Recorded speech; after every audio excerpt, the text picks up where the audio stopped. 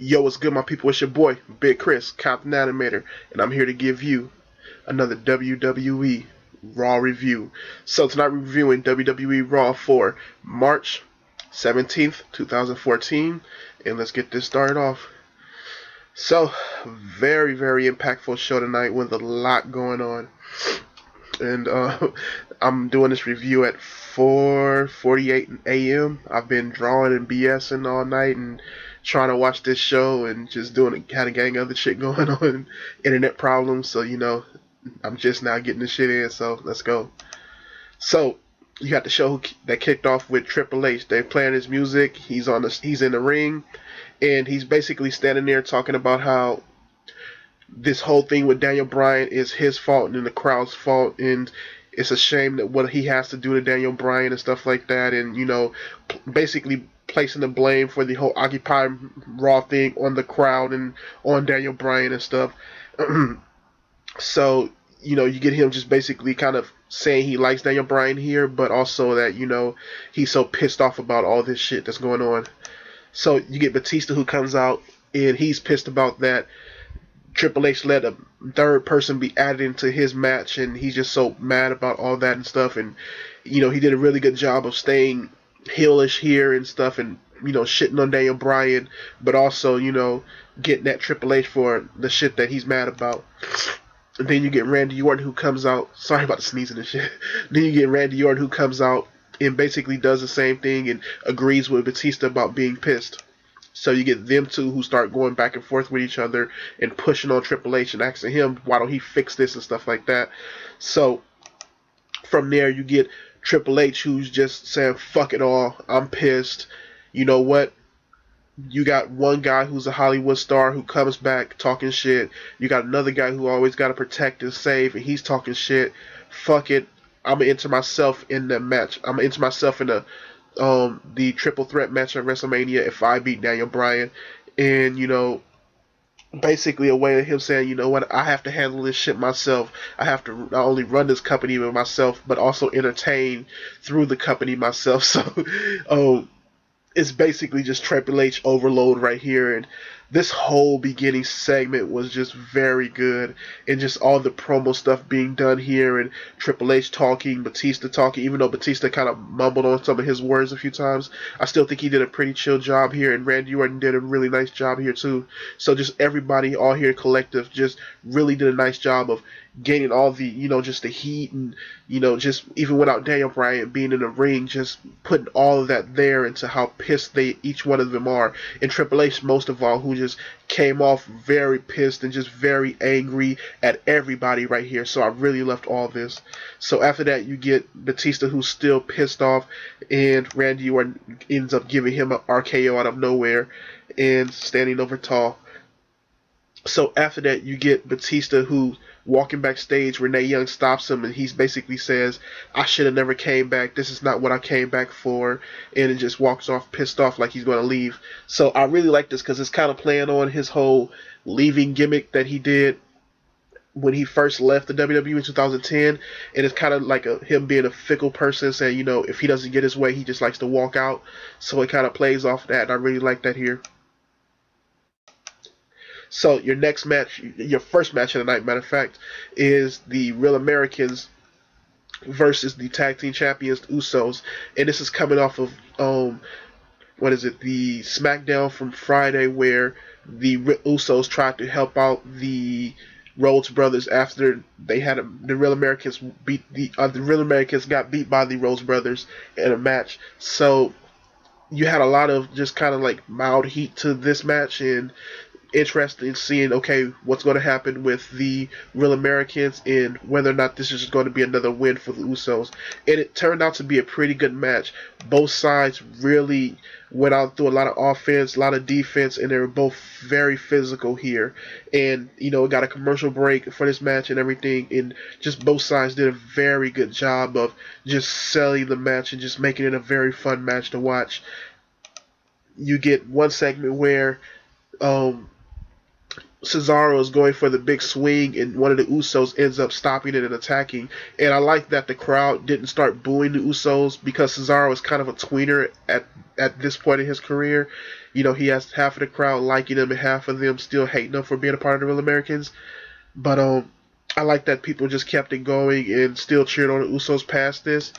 And you end up getting the Usos who start coming for a comeback here, but Cesaro ends up shutting that down, hitting one of them with a neutralizer, going for the pin, and the Real Americans ends up winning here.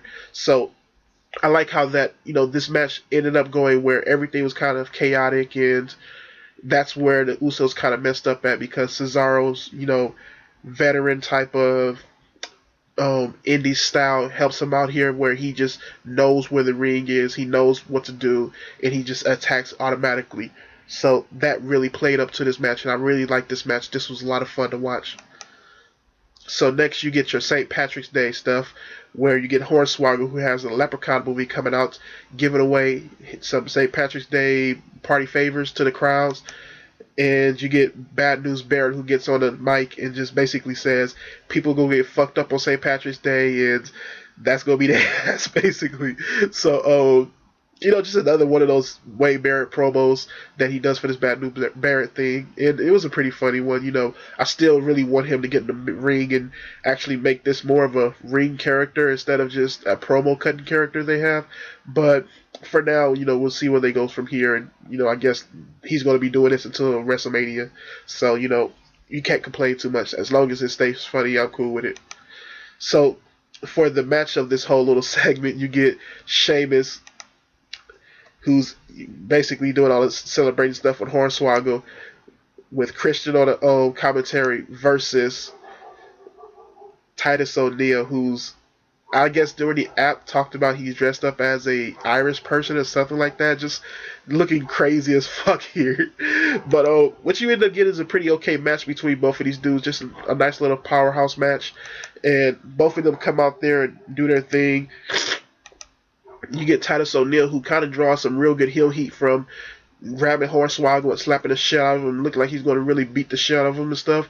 And what ends up happening is Titus ONeil is getting ready to throw Hornswoggle over his back, but ends up being caught by Sheamus, and Sheamus runs Hornswoggle into Titus, and Sheamus hits him with the bro kick and gets the win. So a pretty chill match here, and I like the way they used Hornswoggle here and got him back on TV. So it's interesting to see if he's actually done with the movie or is, you know, they're still just not going to have him at all, because I would want to see something between him and El Torito at WrestleMania. That would be pretty funny to see.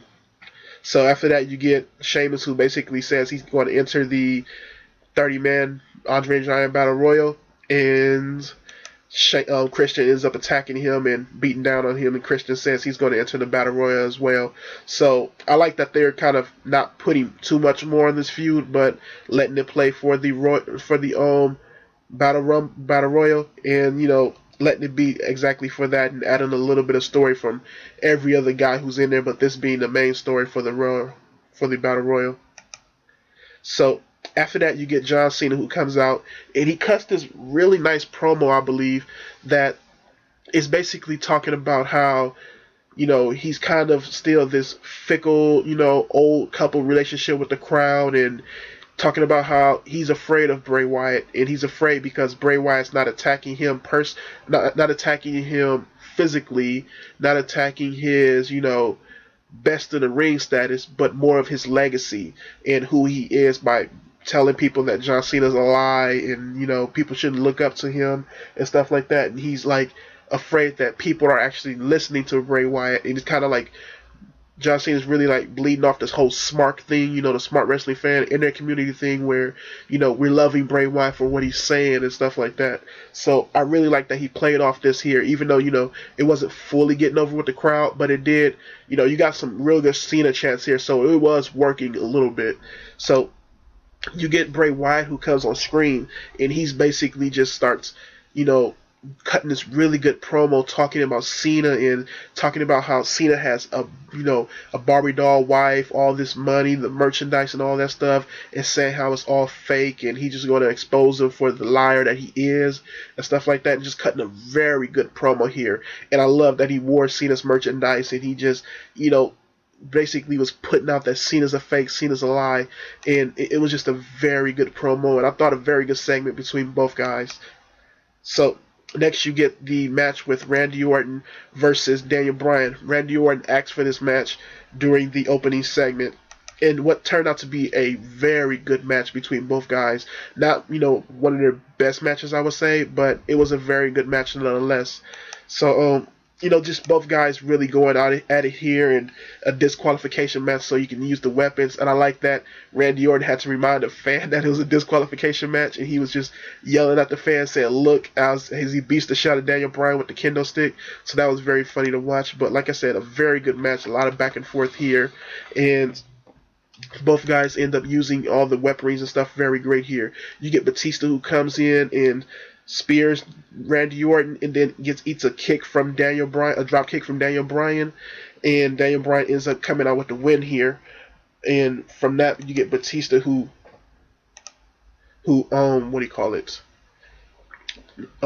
Batista bombs Randy Orton, and then he stands there for the whole little pose thing, and then you get Batista who is walking towards the back and gets asked again about is he leaving this time and what's happened to all that stuff, and he basically says, that was just a game he was playing and he's here to stay and here to get what he wants, and that's the world title.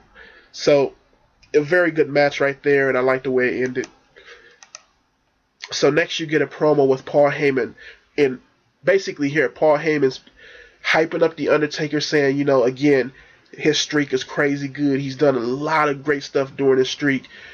But if you look at the last few guys that he's fought, like Shawn Michaels, Triple H, and CM Punk, it took him to his edge of his, career. I mean, edge of his ability and the edge of his life to actually beat these guys. And basically talking about how, crazy beat down he was in every one of these matches. So I very much love this promo, and it kind of puts a little humility onto the Undertaker, showing that he is getting old, the dead man is getting old, and Brock Lesnar's going to take advantage of this, and whether or not Undertaker can actually stand against a guy like Brock Lesnar. So very great promo here, and a very good video package that they showed as well. So Undertaker's going to be on the main event for tomorrow night live on a network, and it's going to be very interesting to see what they do with him on that show. Especially since main event is more of a C-level show for the WWE, and so very interesting to see what they're going to do with that. But a very good promo by Paul Heyman in the video package. So after that, you get Fandango and Summer Rae at his side versus Goldust with Cody Rhodes at his side. And this was a very funny match, man. You get Goldust who's walking down the ring with Cody Rhodes and just starts copying Fandango by dancing with Cody Rhodes. And then once he gets in the ring, he just starts doing his weird Goldust stuff the whole time. And just, freaking Summer Rae out and just freaking Fandango out, which was very funny. And it was very interesting because the comedic stuff that Goldust does works 100 times better than what Santino Marella does. I'm a big Santino fan. I like comedy in my wrestling. That's what wrestling is made of, is good comedy. But the problem with Santino is that his joke got old, He's like Jerry Seinfeld to me, a joke that was funny for a minute, but it never really changed and it got old. So I really feel that, Santino just hasn't changed up over the years, really at all, while Goldust has so many incarnations, and you can take him serious at some points, or you can take him as a joke at some points, but, it always keeps you fresh and new and stuff, and that really works in this match, and it really works for Goldust as a character and helping his longevity. But as far as the match goes, you get a pretty chill match, and it's, like I said, a very funny match. You get Summer Rae who hops onto the side of the ropes and on the side of the ring and ends up getting knocked down into the arms of Cody Rhodes, and she starts flirting with Cody Rhodes until Fandango sees it, and he is instantly like, I mean, she instantly starts saying, "Oh, get off me" and stuff like that. So that was pretty funny. The one bad thing about this match is that Fandango got a little bit sloppy in here, and I think he dropped Goldust on his head or something like that. And I think Goldust ends up started bleeding a little bit in this match. So after Goldust ends up picking up the win with the final cut, he's a little pissed after the match, and Cody Rhodes have to try to make him play it off, and stuff like that. And the announcers have to play it off, but I think Goldust was really pissed that the match kind of got sloppy towards the end. But like I said, nonetheless, it was a pretty okay match. So after that, you get Mr. T, who gets inducted into the Hall of Fame. And, I just love this because, Mr. T is a big time star when it comes to the era that he was in, and as far as helping the WWE get started with the whole WrestleMania stuff, and, just brought the star power and made, wrestling look like a thing that can actually, thrive with the other sports and entertainments out there. So, congratulations to Mr. T on getting inducted, and can't wait to see, whoever's probably Hulk Hogan is going to induct him at the Hall of Fame. After that, you got the WWE who starts talking about their new cartoon show is Slam City, which I saw the first 4 episodes too, and it's basically a show where all the WWE superstars ends up getting fired from the show, and they all got to get jobs in the city and stuff like that. So just a kids show that's, I think it was like four minutes or so each per episode, and they had 4 episodes out, and just a pretty okay show. And I thought it was pretty funny. Kind of had celebrity deathmatch type of animation with these toy kind of figures. So it was a pretty okay show for what it was. And I watched the other episodes. I thought it was pretty funny for what it was. So they also talk about some things they're going to have on next week's show, which is the debut of the DVD Scooby-Doo WrestleMania DVDs coming out. So I guess they're going to have Scooby-Doo in some form on the next week's show. And also they're going to have Arnold Schwarzenegger, who's promoting the movie, on next week's show.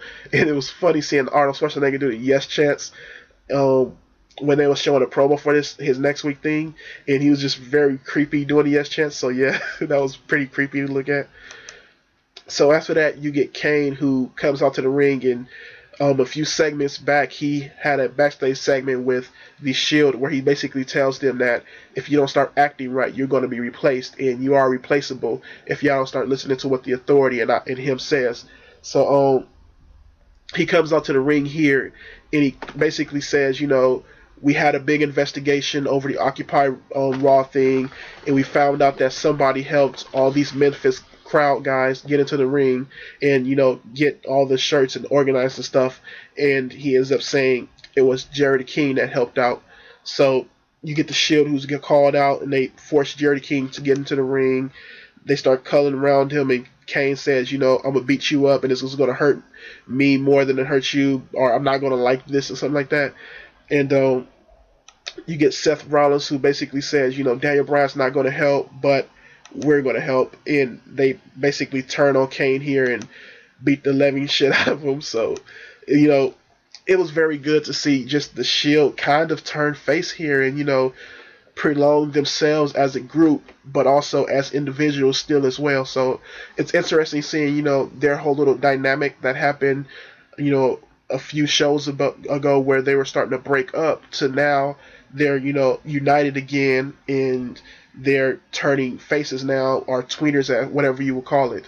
And, just interesting to see where they're going to move forward from this onto Mania. I've heard rumors that Kane is going to bring some NXT guys, possibly the NXT guys that kind of fit his style of, violence and character. So there's a team down there that he may bring up, and it'll be interesting to see where they go from here. She'll stand on top. So after that, you had your Divas match, which was the returning Naomi and Cameron versus AJ Lee and Tamina. And you had Naomi with her eye patch. I think she looks very good with this eye patch, and I'm happy they didn't, wait till her eye fully healed or whatever, but instead, brought her back and realized that, still she's a hot girl, and the new Miss Sexual Chocolate. So. But Yeah, she had her match, and what's turned out to be a pretty okay Divas match here. Once Naomi started taking control, it started to be fun. The crowd started getting into it a little bit. Naomi and AJ have a nice little back and forth, but Naomi overpowers, gets the sit down moonsaults. I mean not sit down moonsault, but the split leg moonsault. That's how you should call it. And onto AJ Lee and ends up picking up the win here.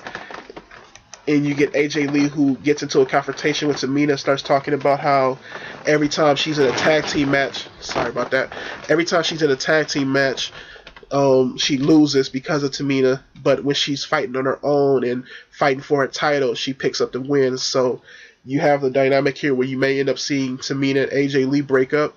There was also some talk about people saying this is just a copy of what TNA is doing, even though WWE did this, started this ahead of first with Tamina and AJ hooking up and, becoming partners, and just TNA started doing their whole thing with Gail Kim and that other chick. But it was bound to happen, so I don't understand that shit. And TNA copies WWE all the time, so whatever. But yeah, so it was nice to see, just a cool little match and the dynamic between AJ Lee and Tamina and what's going to happen from here, especially going on to the WrestleMania. And you had the Bella Twins who are on commentary, especially with Nikki, who kind of beat AJ Lee in a tag team match as well and beat up on Tamina on SmackDown. So there's even a dynamic which ends up maybe in a triple threat match between all three girls. So your next match was the Big Show, Dolph Ziggler, Big E Langston, and Mark Henry versus Ryback, Damian Sandow, and Alberto Del Rio in a 8-man tag match, which was a pretty chill match. Basically, all 8 guys are in the Battle Royal, so they're getting them some TV time. And ended up being a pretty chill match. A lot of good back and forth here. I like when Dolph Ziggler they kind of had a stare down, and Dolph Ziggler was yelling at the other guys and hiding behind Big E, which was pretty funny. And just like I said, a pretty chill match here, and everybody got their moves and stuff in, and everybody got their chance to shine. You get the Big Show, who ends up coming off with a choke slam after everything starts going crazy, and ends up getting a win for the whole team. So a pretty okay match here.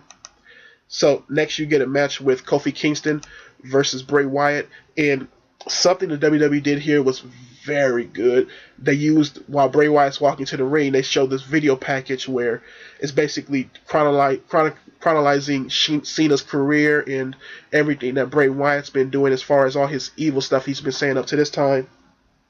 And they're using Eminem and I think it's Rihanna's music for here, and it's about their legend and stuff like that. And the music went perfectly with the video that they were showing with the whole story, and it just was a very good, little section to watch there, and a very nice way to kick up into this match. And so, yeah, I was like, I have to go get that song. So, a pretty good set right there, and going on to the match where you had basically a beat down with Bray Wyatt beating the shit out of Kofi Kingston, who had a couple shots of offense here, but not really anything. Bray Wyatt ends up hitting his sister Abigail, and I just love the way this dude works in the ring, yelling at the crowd and yelling at Kofi Kingston, and just very creepy feel. Just a total character is what you have with him. Very good. So next you get Triple H, who comes out again for the finale. The main event segment of the show, and here he basically does the same thing, talking about Daniel Bryan, talking about how he didn't want to do this, and things could have been better for Daniel Bryan. He wants Daniel Bryan to come out and talk face to face with him, and he's saying, what was best for business is what he did from SummerSlam to now. But Daniel Bryan kind of took it for granted. Daniel Bryan, even though he stood up to what Triple H did and never backed down to what Triple H did, he was always trying to help Daniel Bryan and stuff like that. And he kind of talked about how much he respects Daniel Bryan for sticking strong and stand up with this and stuff. So Triple H gets ready to leave the ring after talking with Daniel Bryan, and you get Stephanie McMahon, who comes out very pissed about the fact that Triple H hasn't, really beat down on Daniel Bryan for any shown him some disrespect for any of the disrespect that Stephanie's been felt that she was and her family's been shown. So she ends up calling these police to basically attack Daniel Bryan and handcuff him. You get Triple H who comes into the ring and says, "You know what? They're fake police." And that's when Triple H goes for his beatdown and just starts to beat the living shit out of Daniel Bryan. You get Stephanie who comes in at a point and starts slapping Daniel Bryan. But the one good thing about this is that Daniel Bryan was, doing a little bit of offense throughout the whole time. And swig of water. And you had Daniel Bryan who stayed, just shouting shit at Stephanie and saying she hits like a girl and stuff like that, which was very funny. And just a good segment beat down for Daniel Bryan and Triple H, and something that really did hype me up more for this whole for this whole match that they're going to have at WrestleMania and stuff. So, Daniel Bryan just basically got beat down, and Triple H ends up hitting him with the pedigree while Daniel Bryan's handcuffed. And you get Triple H and Stephanie who's standing over the carcass of Daniel Bryan, kissing and stuff. So, yeah, a pretty fun show. I would have to say there was not one thing that I felt was filler tonight. I felt every single segment counted towards WrestleMania. And I felt that, there were some hiccups here and there, but everything, kept me awake, kept me cool. I felt the 3 hours because I was watching it late as hell, but everything here was good. There was nothing really that was too average. There were a few things that were close to that, but, for the most part, especially for a 3 hour show, it had a lot of really good segments here. And if I had to rate the show, which I am, I'm going to give it an A-. It's been a minute since I gave it Raw an A at any point. So, A-, yeah. Really good Raw tonight, and I really liked it. So, yeah, my links are down below. Contact me, like, comment, subscribe. Yeah, keep watching wrestling. Peace.